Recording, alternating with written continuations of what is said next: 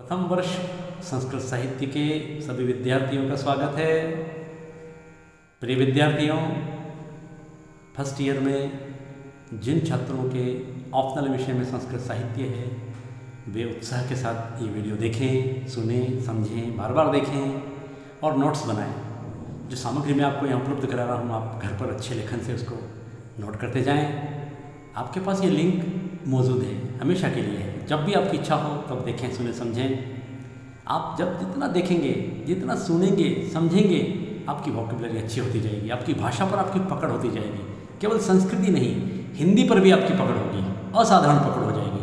आप इन शब्दों को बोलें, श्लोक को मेरी तरह गाएं, तो निश्चित है संस्कृत में अच्छे नंबर आएंगे, हिंदी में भी आएंगे और आपका एक जो बोलने का टोन है बहुत अच्छा, स्पीकिंग, ऐसी बानी बोलिए मन का आपा होए और उनको शीतल करे और आप हो शीतल होए। तो संस्कृत जिन्होंने भी लिया है फर्स्ट ईयर के, वो सभी छात्र अपने आप को गौरवान्वित अनुभव करें, डरे नहीं। संस्कृत भी बहुत अच्छा है, आपके व्यक्तित्व का सबसे ज़्यादा विकास करने वाला विषय है तो संस्कृत है। जितने भी पूर्वाग्रह हैं जो पहले से खोपड़े में भरे हुए हैं उसको निकाल दें, निकाल फेंकें। आप मेरी बात सुने, ये हमारे सारे जो कह रहे हैं वो बिल्कुल सही है, ऐसा मान करके।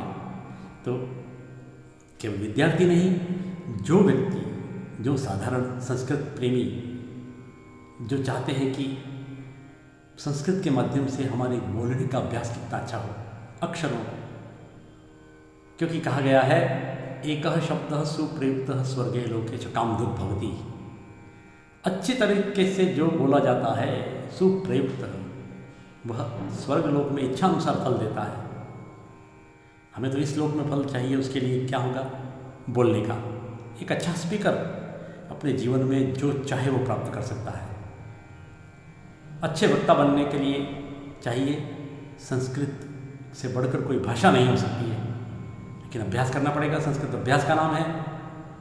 आइए 9वें श्लोक की ओर बढ़ें।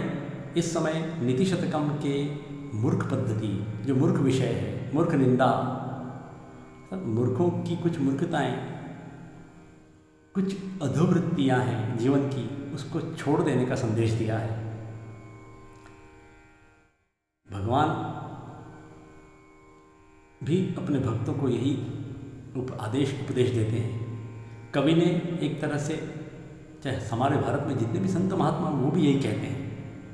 महाकवि भर्तृहरि ने नीति शतकम के प्रारंभ में इस श्लोक में, 9वें श्लोक में चौथी पंक्ति देखें, नहीं गणयति क्षुद्रो जंतु परिग्रह फलगुताम। एक पंक्ति को पकड़ेंगे तो आप श्लोक में, आप श्लोक किसको लेकर कहा गया है, क्या कहा गया है, समझ में आ जाएगा। इस श्लोक में क्षुद्र जंतु का तात्पर्य है नीच, निम्न, अधम, दुराग्रही, हठी, नालायक, लंपट, जो भी शब्द कहो। 3 प्रकार की कैटेगरी के लोग होते हैं हर समाज में, हर देश में। एक अधम, निम्न, ओछे, एक मीडियम, मध्यम, जो न अधम आचरण करते हैं न उत्तम आचरण करते हैं, मध्यम, और ऊपर होते हैं उत्तम, श्रेष्ठ, सर्वश्रेष्ठ। तो यहाँ पर क्षुद्र जंतुओं का, निम्न प्राणियों का, अधम प्राणियों का, दुष्ट प्राणियों का, दुराग्रही प्राणियों का, नीच प्राणियों का दृष्टांत दे करके, किसका दृष्टांत दिया है? कुत्ते का, श्वान का, कुत्ते का, कुक्कुर का। यहाँ एक उदाहरण दे करके महाकवि भर्तृहरि ने कहा है कि नीच व्यक्ति अपनाई गई वस्तु की तुच्छता की परवाह नहीं करता है। अब हम श्लोक देखें, श्लोक क्या कह रहा है। श्वान का उदाहरण देकर के शिक्षा दी है, चौथी पंक्ति में है। 3 पंक्तियों में, ऊपरी 3 पंक्तियों में कुत्ता क्या करता है ये बताया है, और चौथी पंक्ति में मैसेज दे दिया है, संदेश दे दिया है कि नहीं गणयति क्षुद्रो जंतु परिग्रह फलगुताम। परिग्रह फलगुताम का मतलब अपनाई गई, परिग्रही मतलब अपनाई गई वस्तु की जो फलगुता है, फलगुता मतलब तुच्छता, उसको देखता ही नहीं है। मैं कर रहा हूँ ये अच्छा है कि बुरा है, करना चाहिए। जो नहीं करता है वो तुच्छ है, क्षुद्र है, निम्न है, अधम है। मनुष्य जीवन में राक्षस है वो, कि जो काम कर रहा है, जो अपनाई जा रही वस्तु की तुच्छता की परवाह नहीं करता है, करनी चाहिए। मैं काम कर रहा हूँ ये घृणित तो नहीं है, मैं बोल रहा हूँ ये घृणित तो नहीं है, मैं जो आचरण करता हूँ ये निंदनीय तो नहीं है। अरे भाई करना पड़ेगा, हम इंसान हैं। देखें कुत्ता क्या करता है। क्रमिकुलचितम लाला क्लिन्नम विगंधि जुगुप्सितम निरुपम रस प्रत्याखादन खरास्ति निरामिषम सुरपतिमपि श्वापार्श्वस्थम विलोक्य न शंकते नहीं गणयति क्षुद्रो जंतु परिग्रह फलकुताम। इस श्लोक में महाकवि भर्तृहरि, नाम भी कैसा है भर्तृहरि, महाकवि भर्तृहरि ने एक श्वान का उदाहरण देकर के कहा है कि क्रमिकुल चित्तम, कुत्ता मृत पशु की हड्डी को खाता हुआ, जो कैसी है, क्रमिकुल, क्रमियों के कुल से चित्त है, अर्थात कीड़ों से व्याप्त है। क्रमिकुल चित्तम, क्रमिकुल चित्त, क्रमि आधा क्रमि पिता क्रमि होते हैं, क्रमि कीड़े लगे होते हैं उसमें, जो भी चाहे वो कीड़ों से व्याप्त हो वो हड्डी। दूसरी क्या हो, लाला क्लिन्नम, उसके अंदर मांस धीरे धीरे सूखता जा रहा है, गीलापन नहीं है, लेकिन लाल से लालया क्लिन्नम, इति लाला क्लिन्नम। क्लिन्नम का मतलब आर्द्र, गीली, कुत्ते की अपनी लार से गीली हो रही है वो हड्डी, उसमें मांस नहीं है, कुत्ते की लार से गीली हो रही है। ऐसी हड्डी को विगंधी, दुर्गंध युक्त, विगंधी उसमें बदबू आ रही है, जुगुप्सितम, घृणित, नफरत हो जाए, ऐसी हड्डी को निरुपम रस प्रत्या खादन खरास्ति निरामिषम। 4 विशेषता बताई और 5वीं विशेषता है निरामिषम, दूसरी पंक्ति का अंतिम शब्द निरामिषम, अर्थात मिष रहितम, अर्थात मांस रहित, उस पर मांस नहीं लगा है। अगर उस पर मांस लगा है तो कुत्ते का पेट भी भरेगा, चलो मांसाहारी है कुत्ता, लेकिन वो हड्डी कैसी है, खरास्ति, जो खरास्ति है, खर की अस्थि है, खर में गधा, मृत पशु सब आ गए उसमें, मृत पशु में खर भी आ गया। कहीं पाठांतर में इस श्लोक में खरास्ति की बजाय नरास्ति भी लिखा है, तो खरास्ति ठीक बैठेगा। खर का तात्पर्य यहाँ मृत पशु, गधा ही नहीं एकमात्र, उस खर की हड्डी को जो कि निरामिष है, मांस रहित है, क्रमिकुल चित्तम, फिर से देखें पहला शब्द, जो कीड़ों से व्याप्त है, लार से गीली है, दुर्गंध युक्त है, जुगुप्सितम ने घृणित है, ऐसी उस अस्थि को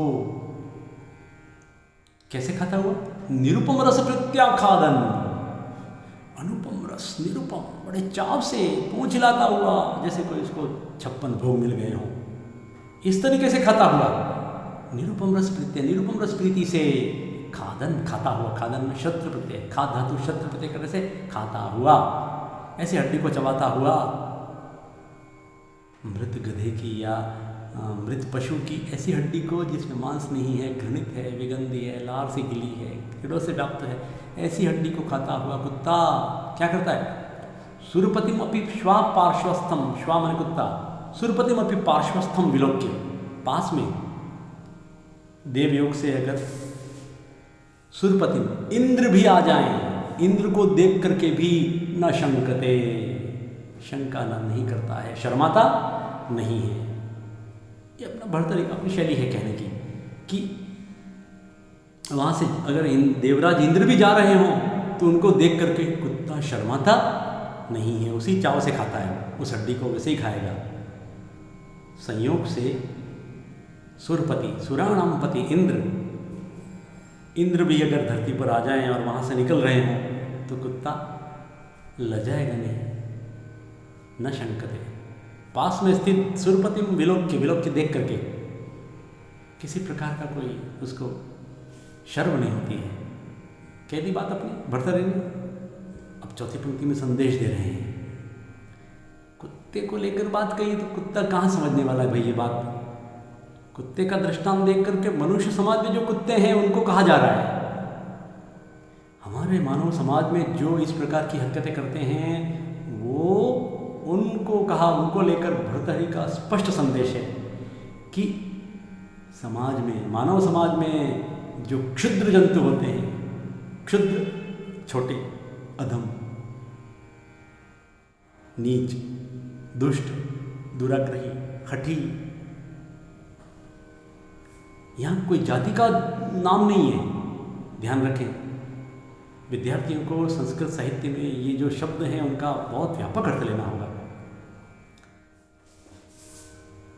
यहाँ जंतु प्राणियों में इस प्रकार अगर अन्य जो पशु पक्षी उनमें कुत्ते का लिया है, तो उसी प्रकार मानव समाज में ऐसा जो आचरण करते हैं कि जो वे अपना ही जिस काम को कर रहे हैं, जैसा आचरण कर रहे हैं, उसमें अगर वे उसके उचित अनुचित पर, उसके हित अहित पर, उसके भले बुरे पर, उसकी वह विधि सम्मत है या नहीं है, उस पर विचार नहीं करते हैं और जो मन में आया वो करते जाते हैं, तो ऐसे लोगों को आड़े हाथों लेते हुए भक्त ने संदेश दिया है कि नहीं गिनते हैं क्षुद्र जंतु, तुच्छ लो, घृणित लो, ऐसे परिग्रह फलगुदाम, अर्थात अपनाई गई वस्तु की तुच्छता की परवाह नहीं करते हैं, करनी चाहिए। अपनाई गई वस्तु की परवाह का अवश्य करनी चाहिए। हम जो कर रहे हैं क्या वो लाजमी है? क्या करना चाहिए? ऐसा आचरण करना चाहिए? नहीं करना चाहिए। तो आचरण धर्म की दृष्टि से आचार परमो धर्म, मनुष्य जीवन में आकर के अगर ऐसा घृणित आचरण किया जाए तो फिर वो तो कुत्ते से भी गए गुजरा जीवन है। कुत्ता तो बेचारा 10-12 साल की उम्र लेकर आता है, वो अपने पेट के लिए क्षुधा शांत कर लेगा। भूख शांत करने में कुत्ते से बड़ा कोई नहीं है। भूख दबा करके बहुत पड़ा रहता है। संदेश मनुष्य जीवन, मनुष्य समाज के लिए है कि जो व्यक्ति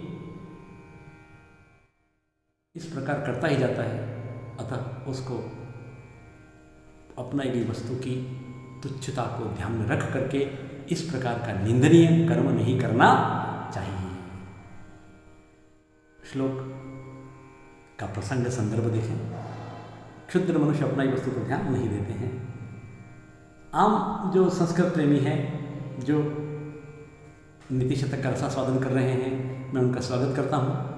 भाषा के वैभव, भाषा की शब्दावली, वोकैबुलरी के लिए ज़रूर इन शब्दों का प्रयोग करने से, व्यापार करने से, आदान प्रदान करने से वोकैबुलरी बढ़ती है और हमारा लेखन और हमारा वक्तव्य शक्ति हमारी बढ़ती है।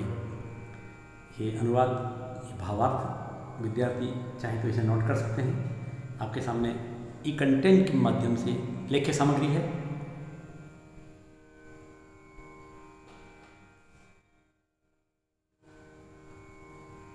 देखें, यहाँ विशेष के माध्यम से मैंने इस श्लोक का कुछ विशेष संदेश देने का प्रयास किया। यह मेरे अपने नोट से हैं, मेरी अपनी व्याख्या है। कुत्ते के दृष्टांत से वहाँ कवि का मंतव्य है कि केवल पेट पूजा करने वाले लोगों का ध्यान देश और समाज के कल्याण की ओर नहीं जाता है।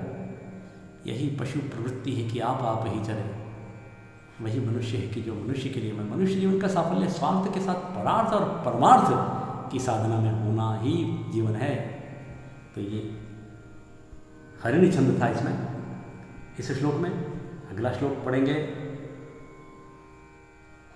ये वसंत तिलका में है ये श्लोक।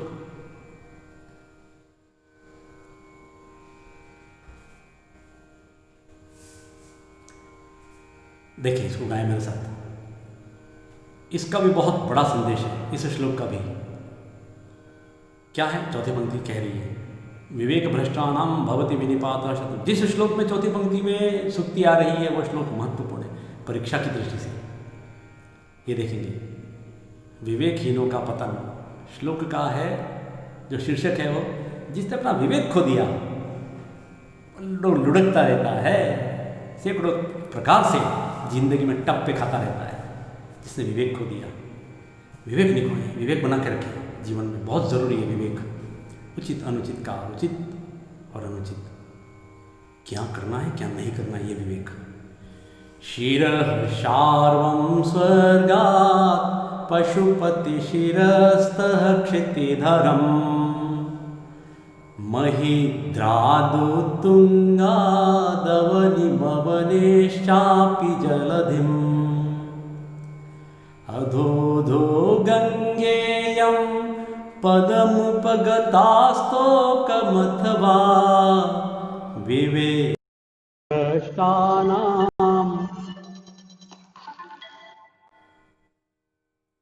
फिर से पढ़ेंगे, बीच में व्यवधान आना ही है। शिरः शार्वं स्वर्गात् पशुपति शिरस्थः क्षितिधरं महिध्रादुत्तुङ्गादवनिमवनेश्चापि जलधिम् अधोधो गङ्गेयं पदमुपगतास्तोकमथवा विवेकभ्रष्टानां भवति विनिपातः शतमुखः। बहुत श्रुति माधुर्य है, वसंत तिल का छंदम है। नीति शतक की मूर्ख निंदा पद्धति के इस 10वें श्लोक से महाकवि भर्तृहरि ने विवेक खो देने वाले लोगों का सैकड़ों प्रकार से पतन हो जाता है, ये संदेश दिया है। और इसके लिए उन्होंने दृष्टांत दिया है, उदाहरण दिया है गंगा का। श्लोक में पहले मैं आपको बता दूं, श्लोक में जाने से पहले गंगा का दृष्टांत दिया, तो गंगा ने विवेक खो दिया क्या? ये भी सहज प्रश्न आना चाहिए विद्यार्थियों के दिमाग में कि विवेकहीनों का पतन हो जाता है, ठीक है भाई, लेकिन गंगा ने अपना विवेक खोया, ऐसा हम इसको इस तरह से नहीं जोड़ सकते हैं। लेकिन भर्तृहरि ने गंगा का दृष्टांत केवल एक समझाने के लिए किया है कि देव नदी गंगा जो स्वर्ग में बहती थी, स्वर्ग में बहने वाली देव नदी गंगा, वो भागीरथी के प्रयासों से सबसे पहले कहाँ आई? शिव जी के मस्तक पर, वहाँ से पहाड़ पर, हिमालय पर, हिमालय से धरती पर, धरती से समुद्र में, और समुद्र भी कैसा? खारा, खारे सागर में मिल जाती है, गंगा सागर मिलती है ना पश्चिम बंगाल की। क्रमशः ऊपर से नीचे की ओर एक समय कहाँ था जहाँ स्वर्ग में बहने वाली महान गंगा, देव नदी गंगा जब लुढ़कनी शुरू हुई नीचे से, क्रमशः अधो अधो गंगा यम पदम उपगता स्तोकम पदम उपगता, निरंतर निम्न स्थान की ओर आती गई। संदेश कुछ देना चाह रहे हैं वो स्पष्ट है। विवेक भ्रष्टों का, विवेकहीनों का 100 प्रकार से पतन हो जाता है। मूल भाव है, जो बात है वो इसको ध्यान में रखें। गंगा का दृष्टांत देने के पीछे गंगा ने विवेक खोया नहीं खोया, ये अलग विषय है कि गंगा का जो स्वरूप हमें भगवान शिव के मस्तक पर, हिमालय, वहाँ से हिमालय, गौमुख, उत्तराखंड के जो 4 चोटियाँ हैं, 3 उसमें से यमुनोत्री से तो यमुना निकलती है, लेकिन मंदाकिनी, अलकनंदा और भागीरथी, ये जो 3 नदियाँ हैं, ये तीनों आकर के यहाँ देवप्रयाग में गंगा बन जाती हैं। किंतु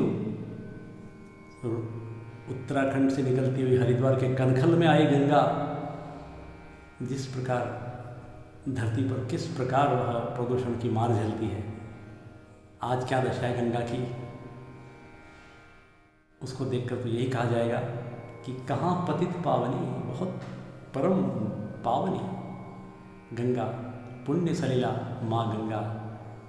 जब शिव जी के मस्तक से हिमालय से होती हुई धरती पर उतरी और फिर नीचे नीचे नीचे नीचे अंत में क्या हाल होता है उसका, अधो अधो लगातार नीचे की ओर लुढ़कती जाती है। संदेश दीजिए, आप श्लोक को बताते हैं शब्दावली के माध्यम से। शिरः शार्वम स्वर्गात्, स्वर्गात् शिरः शार्वम, सर्वप्रथम गंगा स्वर्गात्, स्वर्गात् कुत्र आगच्छति? शार्वम शिरः, शर्व इति भगवान शिव जी, शर्व, उनका इस नाम शार्व है। शार्वम शिरः, भगवान शार्व, भगवान भोलेनाथ शंभु के शिर पर सबसे पहले आई। गंगा से कहाँ आई? स्वर्ग से कहाँ आई? शिव जी के मस्तक पर। आगे देखें, पशुपति शिरस्तः क्षितिधरम, पशुपति के शिर से क्षितिधर पर आई। फिर वहाँ से पशुपति कौन है? पशुनामपति भगवान शंकर। शिवजी के सिर से शिरः शिरस्तः क्षितिधरम, क्षिति को धारण करने वाला हिमालय। भगवान शिवजी के मस्तक से वह हिमालय पर उतरी, हिमालय पर आई। दूसरी पंक्ति देखें, महिध्रात, तोड़ेंगे, विसर्ग विग्रह करेंगे। महिध्रात उत्तुंगात, उत्तुंगात महिध्रात, ऊंची ऊंची चोटियों वाले उस महान हिमालय से। कहाँ आई? उत्तुंगात, तल को द हो गया। अवनिम, अवनिमिति पृथ्वी पर, ऊंची चोटियों वाले, ऊंचे शिखरों वाले नगाधिराज हिमालय से धरती पर। और फिर अवनेज जलधिम, धरती से कहाँ? समुद्र में। समुद्र कैसा है हमको मालूम? कहाँ गंगा का मीठा अमृत जैसा पानी और कहाँ खारा समुद्र।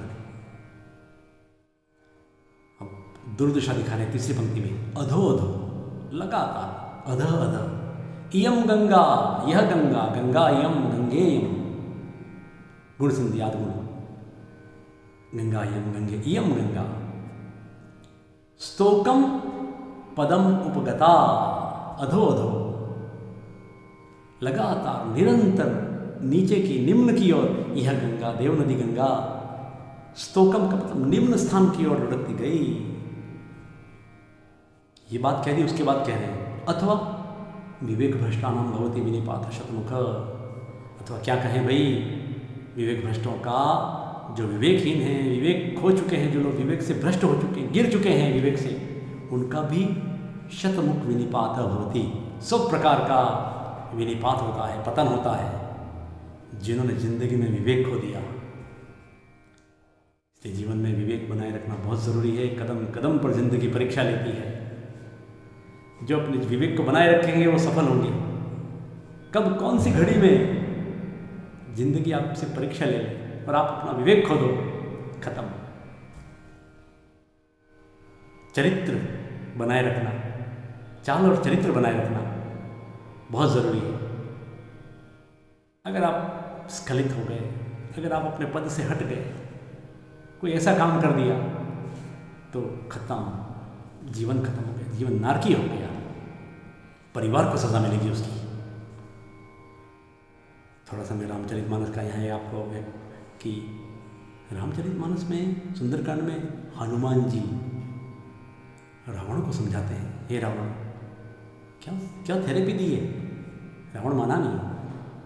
क्या कहते कि मूल ऋषि पुलस्ति जसु विमल मयंका, तेहि ससी महु जनि हो कलंका। हे रावण, तुम माँ सीता को लौटा दो, राम को। अपने पूर्वजों, अपने पुलस्त्य ऋषि के उस उज्जवल यश को कलंकित मत करो, हे रावण, क्योंकि वो शिव का भक्त है रावण। हनुमान जी ने समझाया। कोई व्यक्ति अपने जीवन में अगर कोई ऐसा आचरण कर बैठे जो उसके खुद का तो पतन करा देगा, उसके परिवार का भी नाम बर्बाद करा देगा। तो बहुत बहुत शानदार श्लोक है। मूर्ख निंदा की बातें हैं, लेकिन ये सब जो विवेक खो देता है वो मूर्ख ही तो है। विवेक बनाए रखना, पूरे जीवन विवेक जिसके पास रहता है उसका जीवन कांच की तरह चमकता है, जीवन धन्य हो जाता है। इसलिए सावधान रहने का की शिक्षा दे रहा है श्लोक गंगा के दृष्टांत से। धरती पर उतरी थी, लेकिन है ना, एक गीत में भी शब्द है, धरती पर उतरी थी लेकर कितना सुंदर पानी, इसमें नहाए कामी क्रोधी लोभी खल अज्ञानी। किसी गीत के शब्द हैं कितने।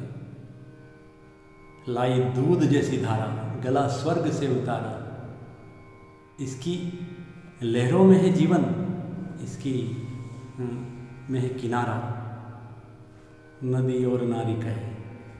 बहुत सुंदर गीत लिखा है। राम तेरी गंगा मैली हो गई, पापियों के पाप धोते धोते। तो मैली हो गई गंगा। गंगा का दृष्टांत है, असल में श्लोक है विवेकहीनों को लेकर के, तो जीवन में विवेक बहुत ज़रूरी है। श्लोक में वोकेबलरी बनाए हिंदी का वैभव बढ़ाने के लिए, संस्कृत का वैभव बढ़ाने के लिए आप अन्वय देखें, शब्दार्थ देखें और अभ्यास करें, शब्दों का आदान प्रदान करें, लिखेंगे बोलेंगे एक दूसरे के साथ तो हिंदी का भी वैभव बढ़ेगा। ये अनुवाद नोट भी कर सकते हैं, इनको नोट करने से भी शब्दावली बढ़ती है। अच्छा लेखन अच्छा व्यक्तित्व बनाता है। तो ये सब बता चुका हूँ मैं आपको। बिना विचारे जो करे सो पाछे पछताए, काम बिगाड़े आपनो जग में होत हंसाए। बिना सोचे विचारे काम करना का मतलब पतन को बुलावा देना है। दुर्व्यसन और दुष्चक्रों में फंसा व्यक्ति विवेकहीन होकर के क्रमशः गिरता जाता है। आपने देखे हैं शराब की आदत भी ऐसी आदत है, नशो नाश में मूल छे। नशा नाश का मूल है। जो द्वित क्रीड़ा में जुआ खेलने की आदत लग गई, जिनको ताश खेलने की आदत लग गई, पैसा दाव पे लगाने की आदत लग गई, वो व्यक्ति अपने जीवन में बर्बाद हो जाते हैं। वो तो होते होते अपने परिवार को भी बर्बाद कर देते हैं। इसलिए ये श्लोक बहुत बड़ा संदेश दे रहा है। ध्यान रखिए, ये पढ़ाई का हिस्सा तो है ही, हमारे व्यक्तित्व का, हमारे जीवन का हिस्सा है। अच्छे नंबर ले आए, लेकिन ये ताउम्र, ये पूरी जिंदगी भर याद रखने वाले श्लोक हैं प्रिय छात्रों। ठीक, कल आपके सामने फिर उपस्थित होंगे अच्छे श्लोक के साथ, 11वें श्लोक के साथ। आज इतना ही। ओम।